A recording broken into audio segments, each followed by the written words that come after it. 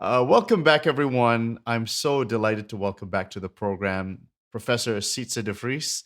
He is really an important figure in classical improvisation, truly an expert, and someone I really enjoyed talking to all the way back in 2022. And it's really due for another catch up. And a lot of the things that I remember from that interview resonated with me. And but first of all, Sietze, welcome back to the show. Thank you so much. I didn't realize it's already that long ago. See you again. I I was re-listening to our interview and I really enjoyed it. And several things really stuck out with me. The first one was something you said. You said something along the lines was of when you notice someone who has facility and skill in improvisation, and you check their background, you often find that they've been doing it from young. They've probably done that for a while, and it's just a thing. So I wanted to just jump off from that point and ask you. You know, not only are you a great improviser and musician, but you are a very experienced teacher as well. Are these things gifts from God? I mean, obviously they are, but the question is, how much is talent versus nurture? Essentially, is my question. Yeah, well, very good question. And of course, you can't really pinpoint the exact line between the two. Of course, it's also about a gift. Creativity is something that you have or you don't have, or you have it very limited. That's, of course, something you can't really learn. But the interesting thing, and that's one of my main stories actually, why I'm so interested in how children learn. I always make the comparison with a language. So, how do you learn your native language? From childhood, really early childhood on, you listen, you start copying, you start understanding, you start speaking the language. And that's actually how you should learn music. And it's my experience that every great improviser had the same background in music. They started very young as kids, actually not with lessons, nothing official. They just had a piano, an organ, or whatever instrument actually at home, and they just started playing with it. And that way they learned the musical language in a very natural way, like a language. And only later they learned how to read and to write. So that's when you learn how to read from a score, to learn the notes. And that's actually the main secret. That's for me the most important message for teachers. Don't start with the methods, don't start with notes, because you learn children how to read, but you don't learn them how to speak a language. And that's so important. And I think that is the main part of improvisation. And of course, the other part is the creativity. But, well, that's the same as in a language again. Some people can speak very eloquently for hours, and they can learn other languages quite easily. That's a gift, of course, but everyone can learn a language. So that's really the main message when it comes to improvisation, I think. I'm taking French lessons with a very nice gentleman from Cameroon, and what's interesting is the first thing he said to me was, "Okay, for the first 5 months, don't have these expectations. We're just gonna go 5 months of just really you're hearing it, we're talking, we're doing really basic stuff. It's Mhm. gonna it's gonna go into you for 5 months. So don't think about all these things." And he just laid that out at the beginning. He's just like, it's just gonna be a while. So just sit back. And this is one on one, for like 50 minutes. This is not like normally when you take a class, it's once a week in something, right? This is the guy we're taking a lesson like 3 times a week, and he's like, no, no, no. Even then, five, and outside of the lesson, you have to immerse yourself. You got to spend hours and hours and hours listening to French and that sort of thing and talking. I feel like this is what the question I want to ask to you is. I think for the vast majority of seats, and it ties in with the talent thing, is I'm a teacher, and most of the general public that I teach, they spend most of their childhood just trying to play a song. So in the sense that, like, from 6 to 18, right? I think you were saying it some like similarly in high school, right? People will learn how to play the Mozart 545, and Mhm. then that's it. They never play piano again. It's usually that's essentially it. I feel like in a sense that I get what you're saying. However, I want to press you on this. So I want to say, what if it's like, and what if it's just people don't even know how to play the instrument? It's just like, oh my goodness, well, like, we have to learn how to play the instrument, and then the kid goes to soccer, or they go football or ice skating or whatever it is, and they don't get much time on the instrument. And I can totally understand talented children who it just happens, right? But for the vast majority, what do you have to say to that? Well, two things. One thing is, of course, age is a really important thing. I mean, when you're taking lessons, you have to imagine your brain is already growing together from, well, what is it, like 18, 19 years old. And when you're past 20, you're basically an adult, meaning that your two parts of the brain grew together. It has a huge upside. You can make good connections. You understand, okay, I've learned this, separate things. But now I know how to make the connection. And that's, of course, typically what adulthood is. Children, of course, have the separated brain. So they just absorb anything like a sponge. So they learn 10 times faster than an adult. And I won't even talk about when you're like 40 or 50 plus. It goes really slowly when you have to learn something new. Of course, you can still go into depth with everything that you already know. You can develop that until the rest of your life. That's not a problem. But new things, that's the problem. That's very hard when you start a new language at age 30. That's already fast. It's almost impossible. It's really slow compared to children. So that's one thing. The other thing is, of course, when you really don't have any experience, that already tells you something about how the child is wired. If you have this talent, or if you are drawn to music, to an instrument, then you automatically want to play it and you want to have fun with it at a very young age. Of course, there must be an instrument around, which is already a problem nowadays. But in earlier days, almost everyone had a piano or something at home. So you had the possibility, actually, of developing these talents. But even if you don't have any experience and you are already a bit older, I experience that every week in my lessons at the Conservatory. All the students have to follow my subject, which is actually theory, but it's theory put into practice. So if they know how triads work, how you can combine them, how you can combine keys, now they have to do it at the piano. And some of them, they of course already play an instrument, but very often they have no experience whatsoever with the piano. So they really have to start from scratch. But the fun is, after a few weeks, everyone can play, well, you know what we talked about last time, the Twinkle, Twinkle, Little Star stuff. Right. They can do it within a few weeks. And of course, then you can also see the difference in talent. And it's not only musical talent, because you can assume that the people that go to the Conservatory have some musical talent, but it's also about motoric talent. Some people, for example, when you play the cello, it's not evident that you have your fingers rightly wired for playing the piano or an organ. That's really something different. So it's always more complex than just black and white. But in general, you can say that everyone can learn how to improvise. But yeah, it's depending on different aspects, of course. Yeah. Now, I'm glad that you said you're very interested in how children learn, because that's really, really what I'm all about. And so let's talk about certain things. So you had a teacher, you told me in the first interview, that wasn't an improviser, but he did lead you in a good path in a certain way. At a certain point, he did some things that kind of pushed you in a direction because he noticed you were an improviser. Now, when it comes to children learning to improvise, like you said something about the hit, like there were like 50 hymns in Bach's time, or so, that if you know a set repertoire, it's good to just work off of that, because then you have a shared you have a shared like melody, you have a shared base to start from.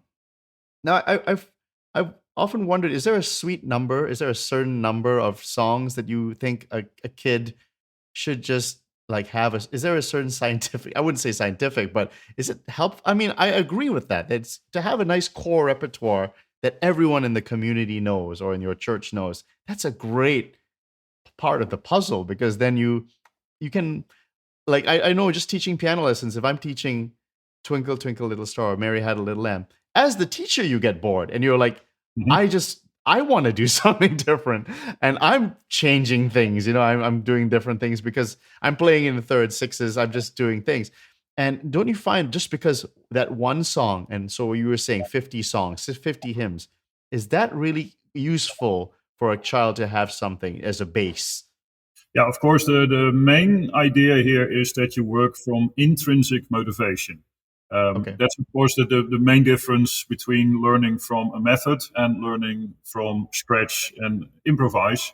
Because the thing is, when you work with a sheet paper, it's material that the child doesn't know and has to learn first, and it doesn't have any meaning. Intrinsic motivation means I can sing a nice song, I like that song, and I want to do something with it. And then it's really intrinsically motivated. And if you can put a number on it, I'm not sure if you can really tell how many songs that should be. But in the Netherlands, we have the problem that children don't sing anymore, so they don't learn much in school. So indeed, Twinkle, Twinkle, Little Star is one of the few that they at least know the melody. Actually, this time of year when we're recording this, we have the famous Sinterklaas. That's the St. Nicholas feast in the Netherlands. It's all about sweets and gifts and a lot of songs that the children still know by heart. So I actually use that all the time. So that's important. They should know the songs. So if they don't know any, then that's your first task as a teacher, to sing with them and to learn some songs. And that's what I said last time. That was so beautiful in earlier days. Everyone went to church. So from childhood on, you already learned indeed like 50 different songs that you knew by heart. So for Bach, it was never a problem to have material to work with, because he would know, okay, this kid knows all these songs. So I just choose one that fits the topic for today and we work with it. But nowadays, that's not so easy. So yeah, learning songs, that's definitely one of the first things to do as a teacher. Now, let's talk about sight reading. Now, this is a minefield, because on the one hand, people, like you were saying, if you're only dealing with notes on the page, you never really develop that inner ear, because you're kind of trapped in a way. On the other hand, I've watched many of your videos, improvisation videos, on your fantastic YouTube channel, which everyone should subscribe to. And you said something that you said, of course, if you can read, then you are exposing you have the ability to delve into the literature and learn from people, as you say, smarter than yourself.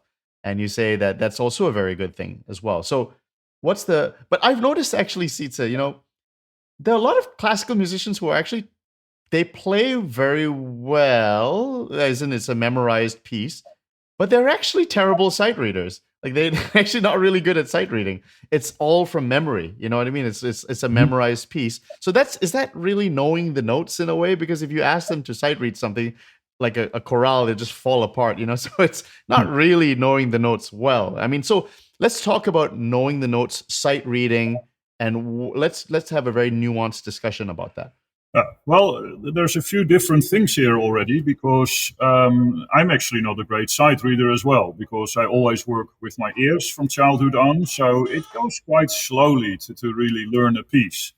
That kind of makes sense, because I can only play a piece when I really understand it. So if I just see the notes and my fingers start moving, but I don't know what I'm hearing, then I'm lost. So that's, of course, one of the things. The other thing is, and that always intrigues me, especially pianists, but also more and more organists, they play by heart, also in concerts. And there are, of course, a few different ways to do that. I would be totally happy if they do that with a kind of understanding.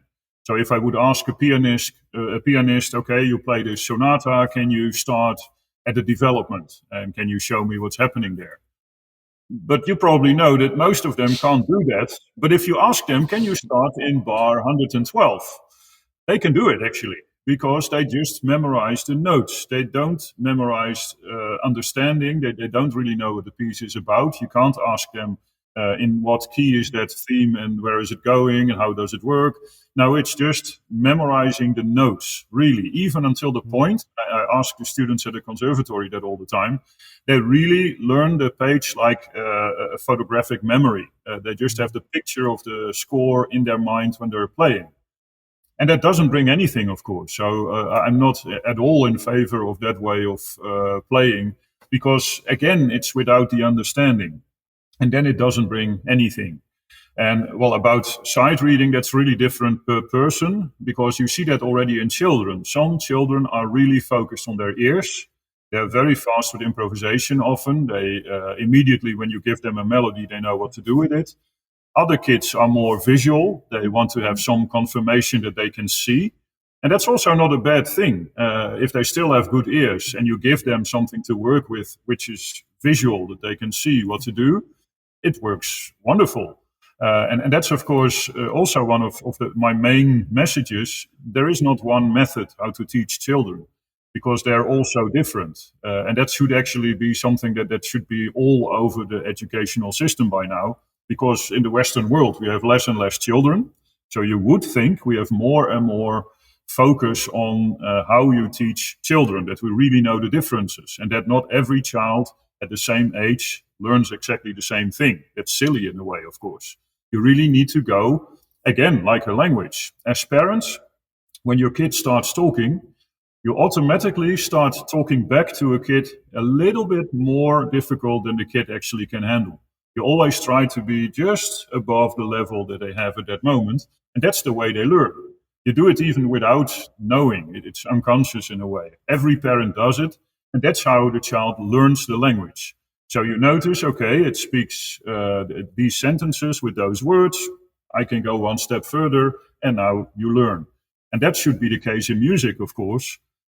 The main problem is we don't have really teachers like that. Only when you improvise yourself, so when you can speak the language fluently, then you can decide, okay, this kid can play this song at this level. This is what this kid needs at this moment to really make the next step.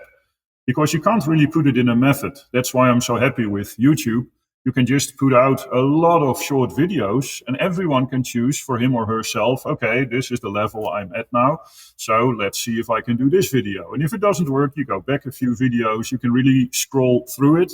And in a book, you always want to have this methodical teaching. This is step 1, step 2, step 3, and this is the right order. And you should be able to do this once you reach that age or when you had so many lessons.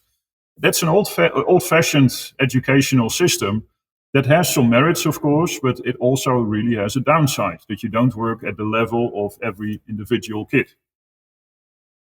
I don't believe you when you say you're not a good sight reader. I mean, you're the greatest. Sietze, you're the greatest.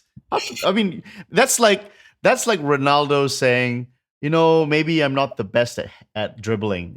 What? Like, come on. Sight reading, of course, is only a part of music making. I have some colleagues that can sight read much better than I can. You can just put a very difficult piece in front of them and they can already kind of almost perfectly play it right away. And if you give them a week, they can play almost any difficult piece. We all know people like that. There are some famous organists also all over the internet at the moment that can play all the difficult pieces without any difficulty. I'm not at all like that. I mean, technically, I can play most pieces. That's not the problem, but it will take time. So I make deliberate decisions which pieces I really want to play. And other pieces, especially in the late Romantic period, when it's, like the pianistic repertoire, it's very time-consuming to learn them. And there are lots of organists that do it without any effort. I think, okay, I leave it to them. I don't have to prove anything. There are other pieces that I really love to play. So I'm totally happy with that. Of course, you can always use the famous quote from Dirty Harry, a man's got to know his limitations. That's really important, I think. So sight reading is definitely not of my strong points. Definitely Yeah. not.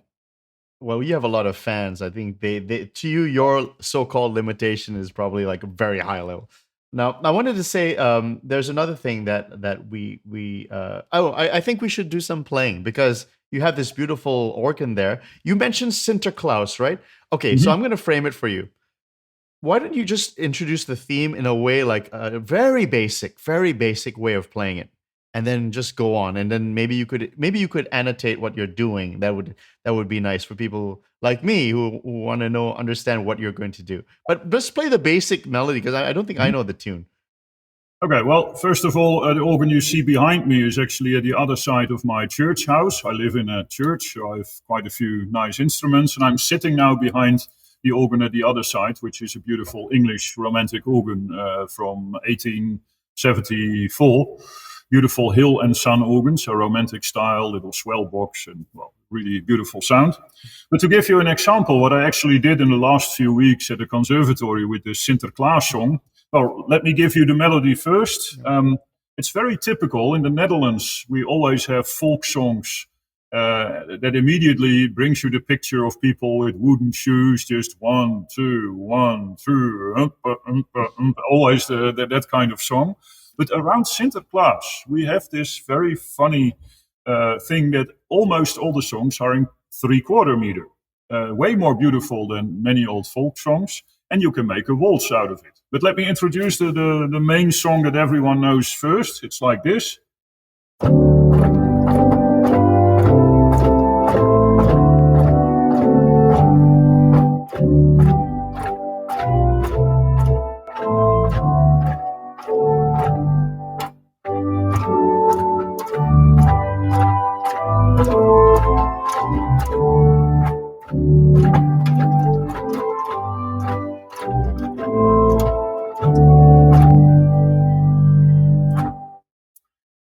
So, like I said, the good part is it's in 3/4 meter, a very beautiful melody, and all the Dutch kids know these songs by heart.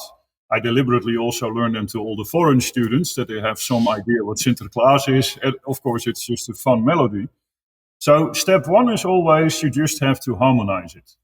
And then most students discover, wait a second, I can really have one chord every bar. So I can stay with one chord for 3 beats. Meaning you can do something like this.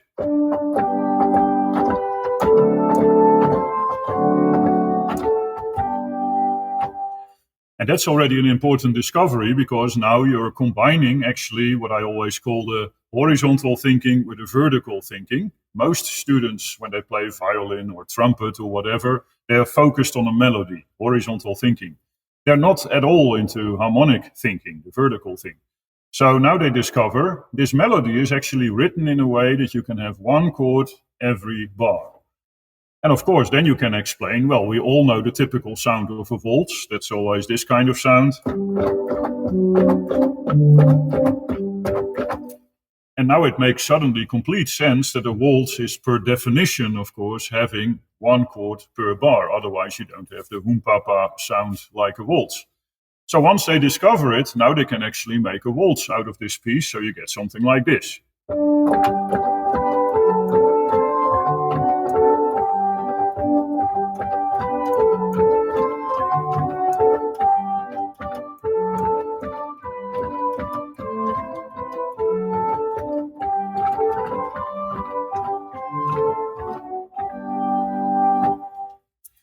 And then I start really making differences with every group. I do this in small groups. And some students are really happy when they can do this after a few weeks with just 2 chords. One, so G major chord, and a 5/7. So this one and a 5/7. And with the more advanced groups, I can do more. I can, for example, first explain a bit about voicing. For example, and this is stuff that is for a professional musician, it sounds very simple, but for students, it's very often a real discovery that if you do this,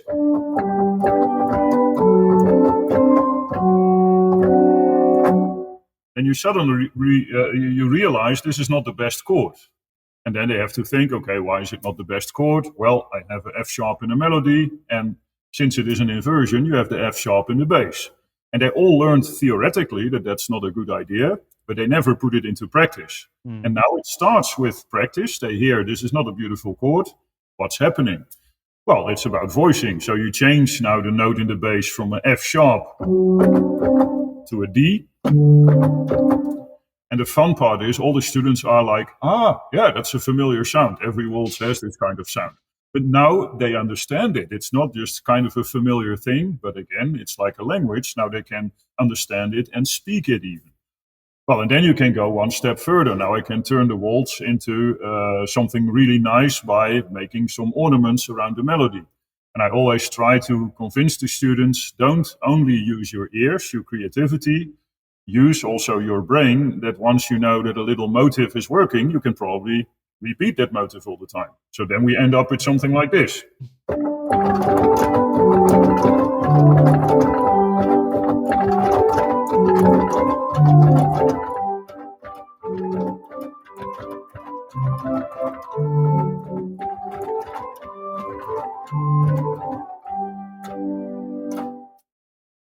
That's already a lot of fun. And then you can go even one step further by playing it in a minor key. Then on a piano, it suddenly starts sounding like Chopin. You have a little bit like...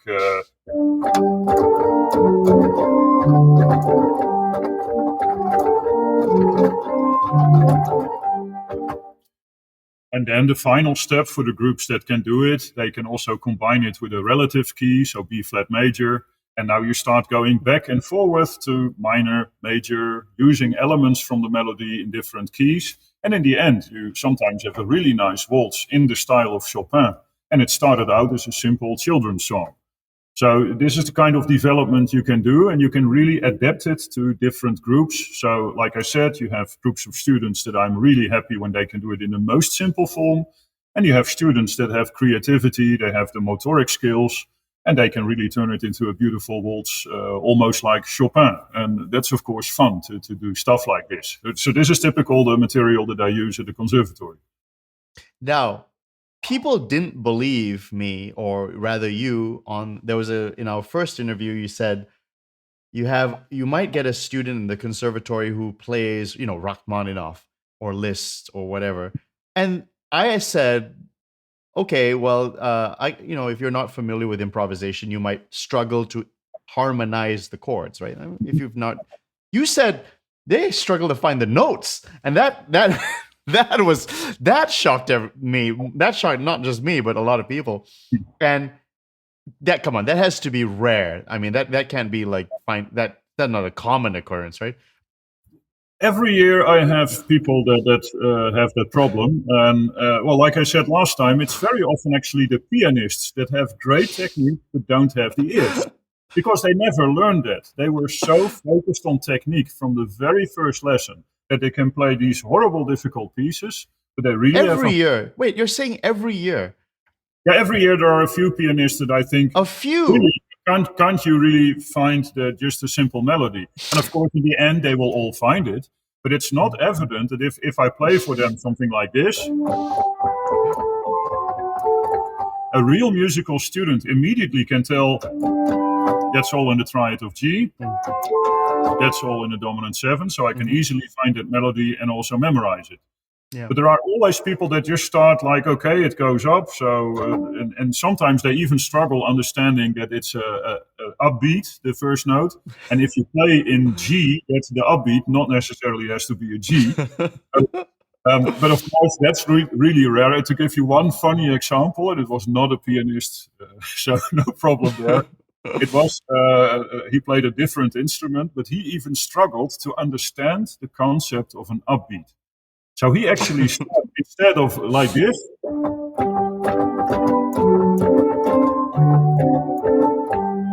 after 1 week, after my explanation, he ended up with this.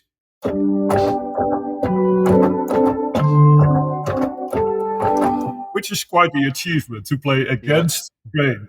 So even that happens at the conservatory. And he is actually a very good player on his own instrument, but you just notice there are missing some very essential musical links in his upbringing.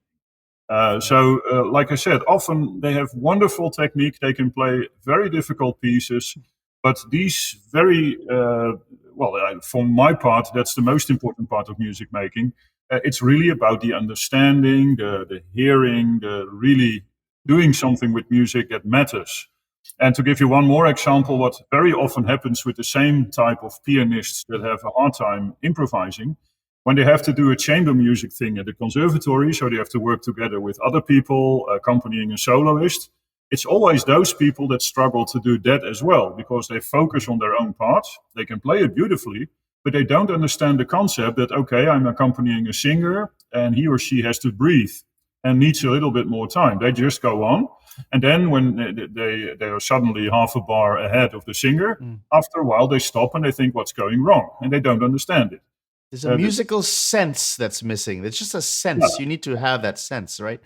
Definitely. And you develop that automatically when you improvise, of course, because you do everything with your ears. So that's your main... Or if you sing in choir, like you were saying, right? You sang a lot as a young boy, and kids make mistakes all the time, but years of doing that, you develop that sense. Yeah, exactly. Yeah, so Okay. indeed, I'm definitely not saying that all the pianists are terrible at this, but it really struck me that Oh no, no, no. But no, it's some, it's a real phenomenon, and it's like a spectrum, right? So like you get really shocking cases, but even in the middle, the mean, there's a core I think missing with a lot of pianists. I think it has to do with piano education. And now here's something I want to talk about. We use this word technique a lot, and we give them a little bit of an olive branch. You have fabulous technique, but really, I mean, for me, I'm isn't there an older definition of the word virtuoso? I mean, virtuoso in the older definition, virtue, it meant like you had more knowledge. It wasn't so much fast fingers. It was a virtuoso, the virtue of music, and Mhm. so let's talk a little bit now about tempo. So tempo, if I'm playing these competitions, I'm playing very fast. Now, I know nothing about organs, so you can educate me. All right. So, and you know more about the organ performance tradition, right? Is it true in HIP or historical informed performance? They play very fast. I mean that was a tendency, and I don't know. Is there a sense that did the organs in previous centuries? I mean, do they go that fast? I mean, are there modern instruments that go fast, or essentially what I'm saying is, did we play this fast like a century or two ago? Well, it's always very hard to say things about that you are completely sure of, and that's of Mm. course with many things in music. The more you study it, the more you realize that you don't know anything. What is definitely true is, for example, when you talk about organs, you can imagine when you lived in the days of Bach, for example, you couldn't just practice on a pipe organ every day because you needed people to pump the bellows. It was dark in the church, you needed candles, and so you actually needed a little army of people to be able to play it, actually. So they basically just did it in church services, concerts, and things like that. But there was no way on earth that you could just go to the church and play the organ whenever you wanted to. So that's really quite a Oh, modern. really? Okay, that's quite profound, actually. But now the interesting thing, what did they practice on? That was when you had quite a lot of money, you had a harpsichord at home. Mm. But most people had a clavichord, which is, of course, really just a tiny little instrument that's very easy and light to play, and even has this sense like a piano of playing piano or forte. You can really influence the notes. Mm. You can really play louder or softer with your fingers. And even the pedals that you play with your feet, they had a pedal clavichord at home. And you have to make Oh. tiny little movements on that instrument to make it work. If you are if you do it too fast and um, too hard, you press the pedals, then you have a big problem. You just break all the strings. So people were used in those days to play these very sensitive keyboards. So that was the kind of technique they had. And that went on for a long time. I mean, Mozart was known for bringing his own clavichord. It's really just a box with strings and a keyboard. So he could just bring it in the coach and then Mm. started practicing when he was traveling with his father and his sister. You could just play that thing everywhere. Very soft, very delicate. So that was the instrument you practiced on. But it also gives you the ability to be very, not only precise, but you can play it very fast as well. And we also have stories about Bach that he could play very difficult things with his feet that other not bad organists couldn't play with their hands. So that those are stories we know. Still, it doesn't tell you anything about how fast it actually was, because Mm. when we just go back like 50 years in time and you listen to old recordings, you can already tell that we play way faster now than half a century ago. And if you listen to the even older recordings that we have of Greek and others that we still have Mm. actually on recording, playing themselves, you can tell that not only the technique and the tempo is completely different, but even the way of playing. I remember, I think it was Greek. He has one of these Welte Mignon recordings that you can hear him play his own Sorry, keys. sorry, Grieg. This is not Edvard Grieg, right? It's somebody else. Edward Grieg, I think, yeah. Oh, okay, okay, wow. There are some these Welte Mignon, so that he plays on this kind of mechanical piano that can record what he is playing.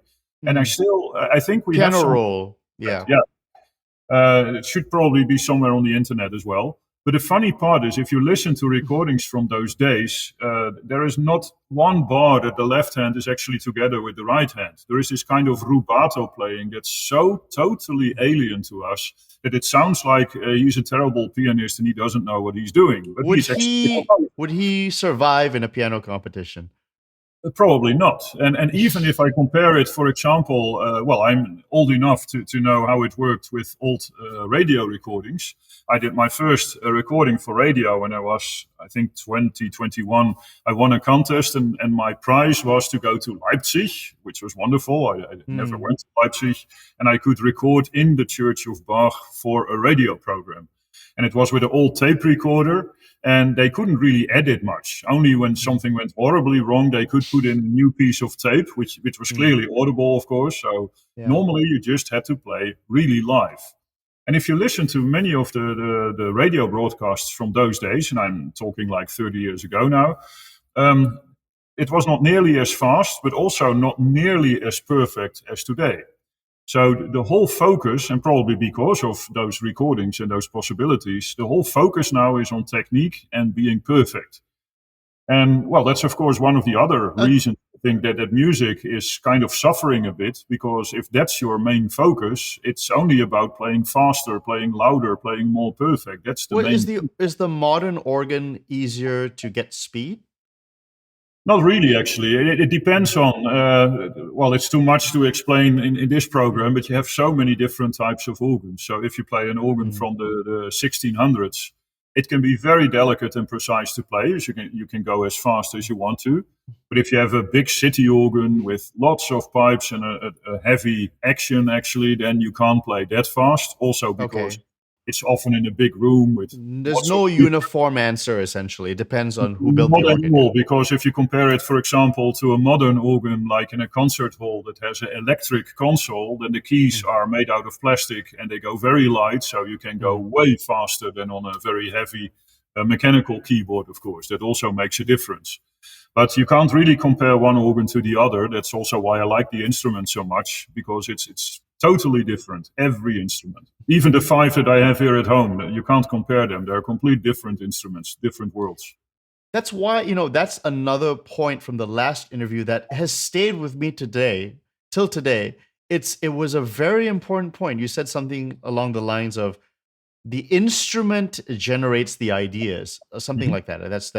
And that is so profound, because we always like to detach ourselves, and we're all these, and we think that, it's all, this is the 5 chord, this is this, and it's pure theory and it's abstract, and we abstract ideal, this is the ideal composition, this is the ideal this, and but really it's all tied in with the instrument. The instrument yields a certain way of playing. I mean, I told a student, I said, look at this Alberti bass, but that's because the instrument has to do that, because how do you get a chord to sound? It's not like a piano. You have a piano, you can do the big arpeggio with a pedal, and it's, you can do that all day. But the Alberti sound has a totally different thing.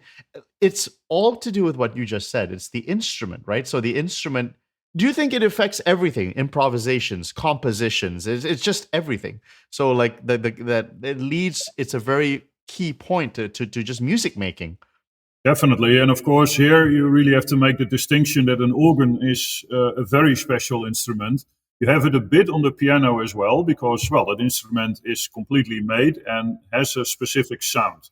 But you can still, with your fingers, you can make the colors. So you still have a lot of possibilities to bend it your way, so to speak.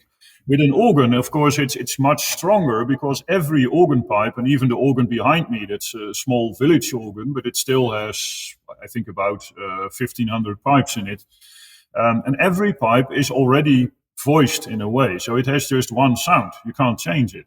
So that means it's not like you're a painter and you have a white canvas and you can do whatever you like. No, there is already a given sound that you have to work with.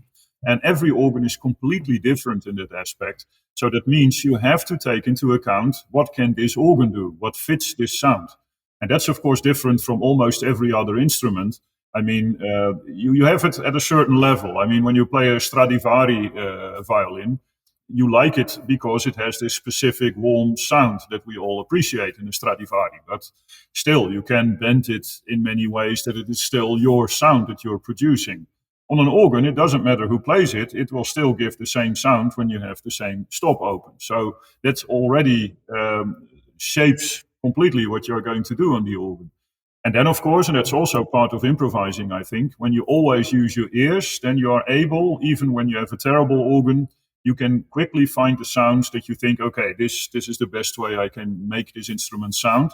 And you have also lots of organists that just have these fixed ideas, like I play this piece, I need this sound, so they open the same stops on every organ, and then you don't have the best results, because it's about being methodical again instead of using your ears and understanding. I think we should do some playing, right? And you're Bach and improvise. Let's talk about improvising. Fugues, that's been in vogue in the scene of education for classical education and classical improvisation, partimento. You are really an expert in that. Should we just stay on the Sinterklaas thing? Do you think that's a good idea? Or we can do anything you want. Anything you want. Good themes. Why not? Let's keep the theme Sinterklaas. Okay, so fugue on Sinterklaas. Now maybe this could be for more advanced students, advanced people listening who are interested. Maybe they don't improvise fugues, or maybe they do. You do this at a high level. That's the difference. There's levels to this, right? So maybe you could sound out your ideas here. Maybe that would be very useful for musicians who appreciate what you do, but might not understand the what you're actually doing on a technical level. Mm-hmm. Well, a little bit of background when you want to make fugues. What I talked about earlier, the horizontal thinking in melodies and the vertical thinking in chords. This is, of course, the perfect combination of both. That also means the easiest thing to do is working with chords. So I'm assuming that everyone who wants to make a fugue is already very good in harmonizing. Because if you can't do that, and if you don't understand different triads, combinations, different keys, then you're lost. You can't really make a fugue. Well, you can do it at a very academic level, that you just understand, okay, I have a theme, I repeat it in a different key, and you can even write a fugue probably. But it's not really understanding and hearing what's happening. So that's part one. Part two is then that you are able to think more horizontally, so that you're not thinking in chords only. You need good harmony, of course, but that you can separate the chords in all the different parts, and that you can have separate melodies, and that you can hear and play with them at the same time all together. That's, of course, what makes a fugue so difficult. Polyphonic playing is all about being able, having more than one ball in the air, even 3 or 4 or 5, and that you can still go on all the time. And even think ahead, that you can make sure that you head in the right direction. So one of the ways to achieve that, and let's use this Sinterklaas theme. So the first line is like this.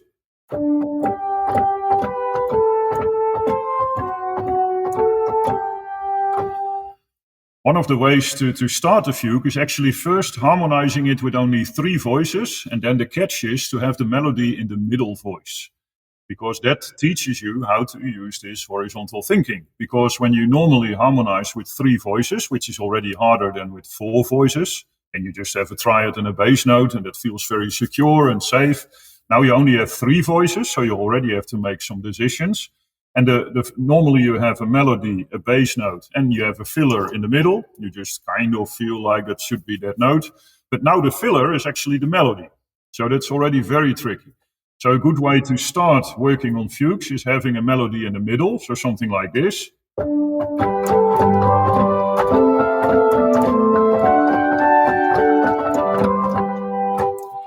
And of course, you can make it as elaborate as you want to. You can even do the melody very slow and move the other voices a lot, like...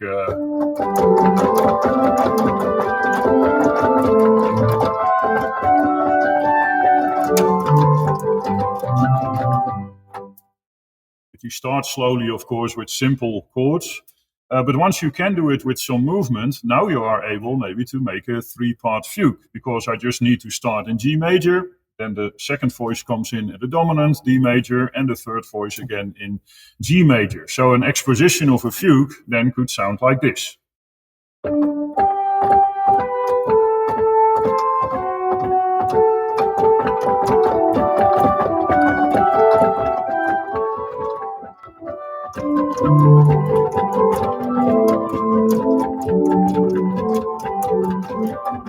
So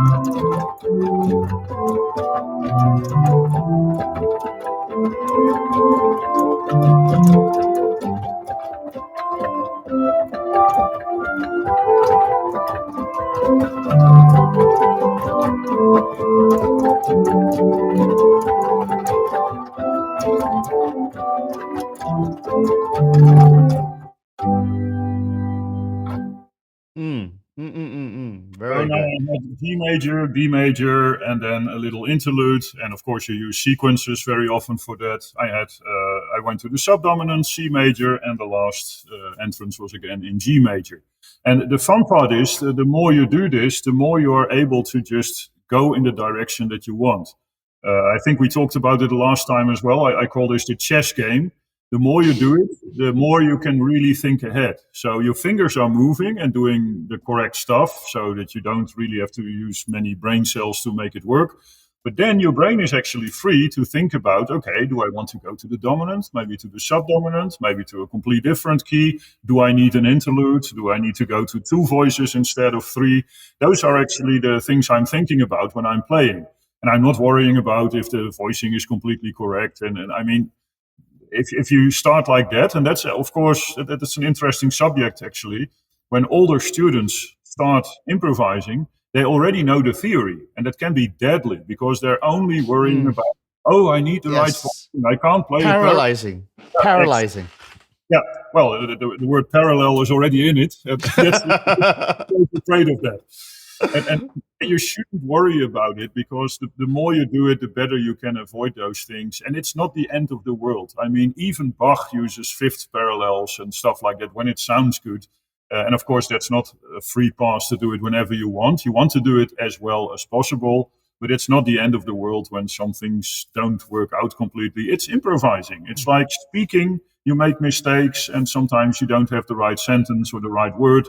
It's different from writing a book. Then you want to do it perfectly. That's composing. But if you speak, you're completely allowed to have some mistakes or to do things in a way that's not perfect, but it works in the moment. 2 questions. Okay, the first is specifically on this learning triads. It's a lot of work to learn the 3 positions for 3 chords. I'm talking to a beginner. To teach someone, okay, there's the first position, the second position. Guess what? There's 2 other chords you got to do, and then they have to have to do that. Do you just teach them, just C E G, G B D, F A C? I mean, obviously that's not going to be the best voice leading, but is that okay? Yeah, in the beginning, also with the students at the Conservatory, they just play close harmony all the time. So the right hand is playing the chords, the triads, and the left hand is just playing bass notes. And they have to decide, because the melody is on top, they have to know which inversion to use. And most of the students actually stay with that. I only see them for 2 years at the Conservatory, and that's only as far as I get. Because if I really want to have all the inversions and the wide harmony, that's so complex. That really takes a lot more time. And even with my improv videos for organ, I'm still struggling to find some ways, because for me it's kind of natural. But if you really have to go from close harmony, so really this safe feeling of playing chords with your right hand, to developing a way of playing that you can divide it over 2 hands and use different inversions, that's a big step actually. So you really have to go slowly and again with understanding, so that you don't just jump into the water and see, okay, maybe I can swim, maybe not. No, you really want to know, okay, I can play a triad of C like this, but this is also an option. And it sounds much better when you have wide harmony, of course. It gives you more options. But it's also much harder to really understand, where's my fifth, where's my third, what are my options, what's the best voicing, all those questions that accumulate when you have more of those problems. So yeah, it's intriguing. And again, some students are very fast. And of course, it's also a matter of intelligence. Some students really like that kind of problem and they dive into it and they start understanding it. Others do a lot by ear, and they also get very far. But you want to have both, that they hear it and that they understand it, and then you can get further and further. Okay, I want you to react as a teacher. I read there's a historical anecdote that Fenaroli, one of the Partimento teachers, just made the kids do big chords, 10 notes. Just it didn't matter the voice leading. Just get your hands going.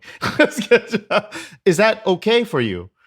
Especially with kids, that's definitely okay. I don't worry about anything regarding voice, different voicing and stuff like that. I even have sometimes fun when kids can reach the pedals. That's of course with an organ. That's great that you can have these, that you can play without hands, those very deep notes. You even have a technique that you can play with your right foot the melody. With your left foot you can play the bass notes. So if I don't use my hands, I can still do.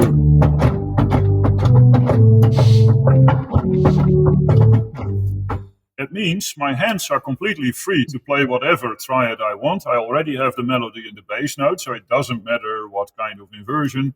And for kids, that's actually great fun when they can do it and you pull all the stops, a very loud sound, and they can just play big chords with the hands, and with their feet they can play the melody and the bass line. It gives a wonderful effect, and you really don't worry about if it's correct because, well, like you said, it's paralyzing when you just worry about all the rules all the time. Actually, it should be the other way around, that they discover the rules. Like I said with this little waltz, if they hear that this sounds great, if you do, that's a beautiful chord, but then suddenly they should be able to hear that that's not a beautiful chord. And once you are at that level, then you can tell, okay, you're right, this is not the best solution because you double the third, and that's not a good idea. And then they suddenly realize, wait a second, I've learned that theory. You can't double the third. That's a general rule. But now they understand the rule because they hear it, they understand it. And that should be the right order, of course. First you just do things, then you realize, this sounds really good.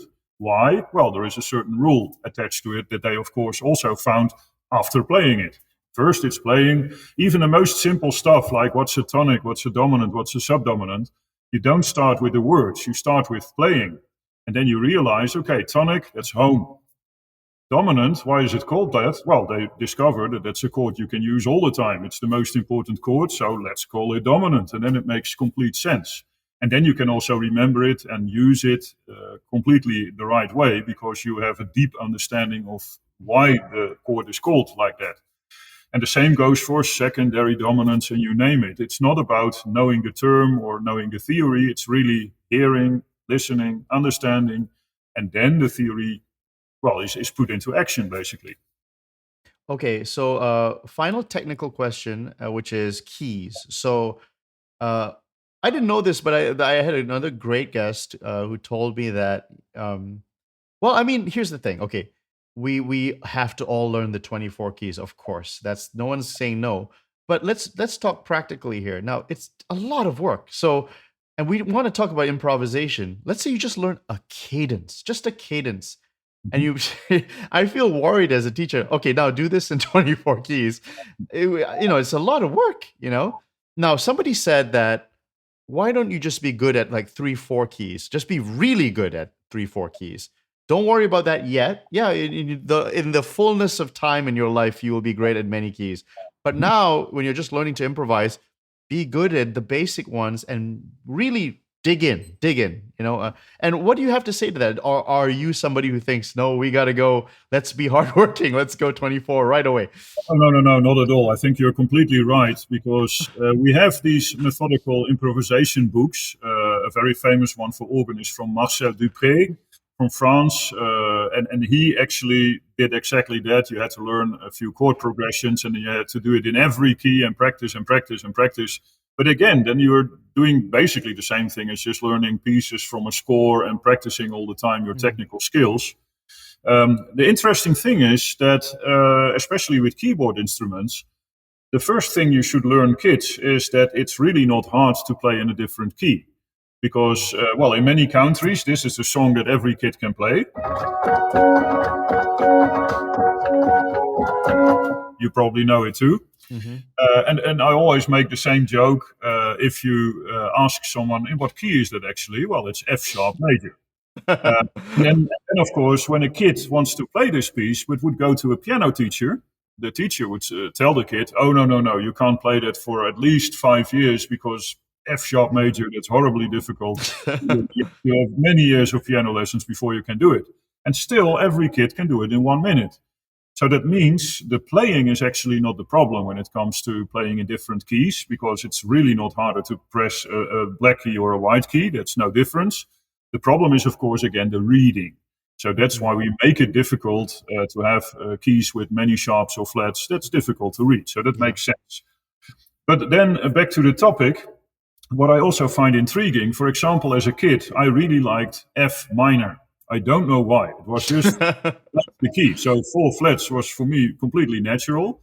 Many sharps was much harder. And I still have that until today. Of course, I can now play in E or a B major. It's not a problem. But still, it feels less comfortable than playing with lots of flats.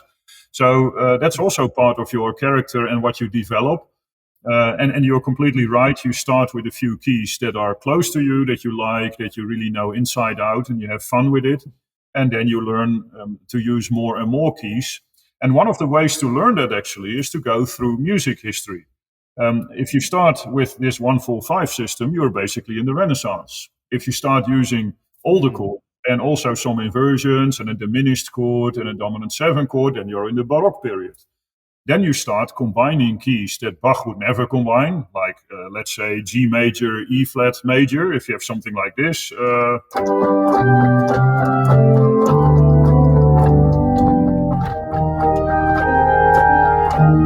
I mean, it's fully normal for Mendelssohn, Schubert, Schumann. Sounds like a Disney song. Something unconscious going on. We have to consult Dr. Freud. But of course, the intriguing part is once you dive into different styles, you go further and further in music history, you learn how to use different chords. One of my favorite examples is actually from Mendelssohn. We all know the famous...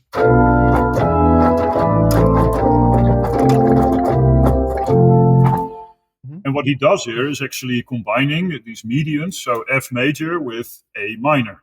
That's typically what Mendelssohn does. So this is actually just a cadence, if you really bring it back to the essence, 4-5-1 in A minor. And then you can go back to F major, and you combine 2 keys that you normally don't combine so easily.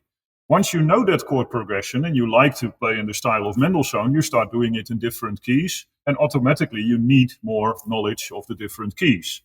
And if you go a little bit further, like César Franck or the style of Wagner and others, automatically you have to have more harmonic knowledge and you have to know more keys to be able to do it. So that's actually the fun part. I'm sitting now behind a very romantic organ. So if I improvise here, I want to do it in a romantic style with lots of different keys and lots of intriguing chord progressions. That's part of the sound. And that's actually fun to find it. So you go through music history, and that way you actually learn more and more keys. Quick, Sietze. Romantic Sinterklaas.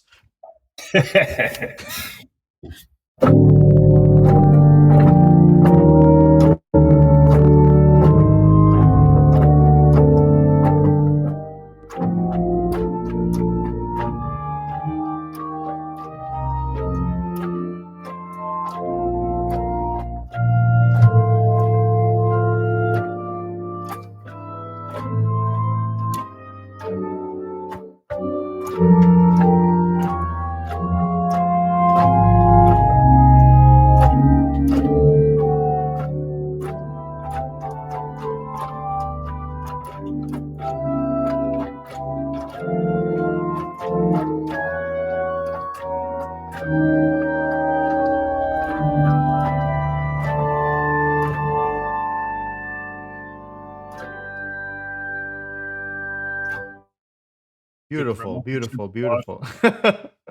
Now, just on this topic of keys, just to wrap that one up, which is, so Sietze de Vries is not like, okay, you obviously can play in every key, but, and this is not not, people are human. I remember like there was a lot of there's a famous jazz pianist who I really admired, Bud Powell.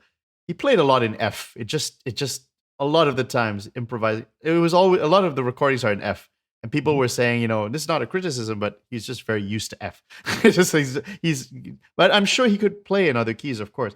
So for people who admire you, Sietze, is there hope Like you have, would you just say that, like, even you said B major is not as you can obviously can do it and you can do all the keys, but you feel more greater affinity to like an F minor than a B major. Yeah, definitely. And of course, with organs, there is another aspect attached to it. And that's, I specialize in old music, so Bach and before. And part of the reason is that we have here in the north part of the Netherlands, we have so many beautiful old organs. What comes with beautiful old organs is also an old temperament. And of course, then you're stuck to certain keys that sound really good, much better than on a piano, but other keys you can't use at all. And of course, that shapes you very much as a musician. So I'm definitely drawn to not more than 2 or 3 sharps and flats, because those are the keys that sound really well on old organs and also old harpsichords.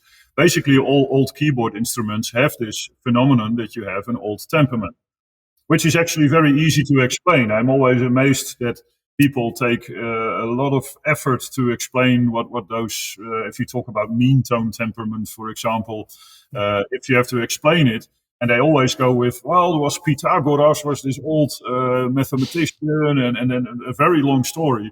But you can tell it, of course, in a very simple way. If you just ask someone that plays an instrument or sings to play or sing a perfect major third on C, so that's E, obviously, and then on that E, you do a perfect third again, and you end up with G sharp. And then you ask them, okay, but what's the perfect third on G sharp? And everyone is silent for a while, like, okay, that's difficult. And after a while, they come up with, okay, that's not really a C, that's a B sharp, actually. And then if you could play that B sharp really in tune, with all those thirds on top of each other, you notice it's not the same as the C indeed. It's a different note. And of course, on a keyboard instrument, you can't play that because you have to end up on the same C, otherwise you have a problem. So basically, everything that has to do with temperaments is that difference between a B sharp and a C. You have to do something with it. So if you divide it through 12 so that you have the same distance between every key, then you have the modern piano temperament. But you can also make sure that you have 8 perfect thirds. That's what a mean tone temperament means, a 1/4 comma mean tone. And then you have 8 perfect thirds, but the other 4 major thirds are horrible. You can't use them at all. You have to make choices that way, and that's very typical for keyboard instruments.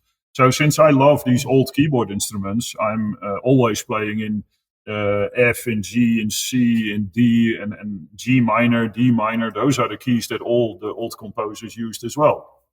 So that's also why Bach was so modern with his wohltemperierte Klavier. That he just decided to have all 24 keys. There is a reason that it's called wohltemperierte Klavier. It was all about having different temperaments to be able to play all these very modern keys for those days.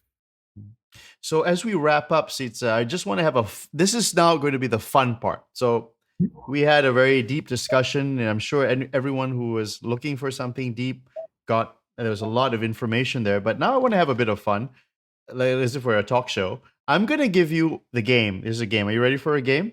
Definitely. Winner stays on. I'm going to say 2 names.